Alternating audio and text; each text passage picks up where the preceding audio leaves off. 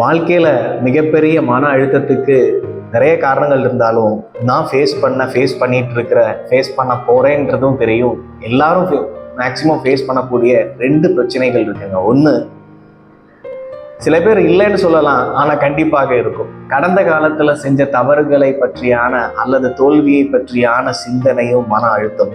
2, ரொம்ப முக்கியமானது, நிகழ்காலத்துல மற்றவங்க நம்மளை பற்றி என்ன யோசிக்கிறாங்க என்கிற அடிப்படையான சிந்தனையும். இந்த 2 மன அழுத்தத்தை கொடுக்கும். ஒரு புத்தகம் இருந்ததுங்க, அந்த புத்தகம் படிச்சப்பதான் கொஞ்சம் மகிழ்ச்சியாக இருந்தது. அதனாலதான் இந்த வீடியோ பண்றேன். இந்த புத்தகம் என்ன சொல்லுது என்றால், நம்முடைய மூளை என்கிறது ஒரு சேட்டலைட் மாதிரி. இதனால சிக்னல்ஸை அனுப்பவும் முடியும், சிக்னல்ஸை உள்வாங்கவும் முடியும் அப்படின்னு சொல்லுது. புரியுற மாதிரி எளிமையா சொல்றேன். அதாவது, பிறந்த நாள் பரிசாக நமக்கு பிடித்த ஒரு காரை ஒருத்தர் கிஃப்ட் பண்றாருன்னா நம்ம என்ன பண்ணுவோம், அந்த பரிசை ரொம்ப மகிழ்ச்சியாக வாங்குவோம். இதுவே பிடிக்காத இல்ல ரொம்ப பழமையான ஒரு காரை கொடுக்குறாங்க, ஏதோ ஒரு கொடுக்கணுமே அப்படின்றதுக்காக கொடுக்குறாங்க, இப்ப எப்படி வாங்குவோம்? மன அழுத்தத்தோட வாங்குவோம்.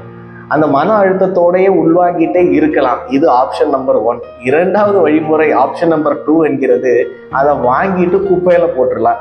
இதே மாதிரிதான் வாழ்க்கையிலையும் செய்த தவறுகளா இருக்கலாம், இல்ல தற்போது நடந்து கொண்டிருக்கக்கூடிய பிரச்சனைகளா இருக்கலாம், தோல்விகளா இருக்கலாம், பழக்கங்களா இருக்கலாம், சில மனிதர்களா இருக்கலாம், சில மனிதர்கள் நம்மளை பற்றி பேசக்கூடிய வார்த்தைகளா இருக்கலாம், கேலியா இருக்கலாம், கிண்டலா இருக்கலாம், பண கஷ்டமா இருக்கலாம், உடல்நலை குறைவாக கூட இருக்கலாம். எதை பற்றி யாரு சொன்னாலும் அதை எதை ரிசீவ் பண்ணணும், எதை உள்வாங்கணும் அப்படின்றத நாம தான் முடிவெடுக்கணும்.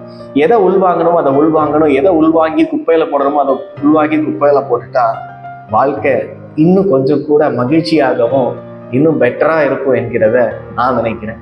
நீங்க என்ன நினைக்கிறீங்கன்றத கண்டிப்பா சொல்லுங்க.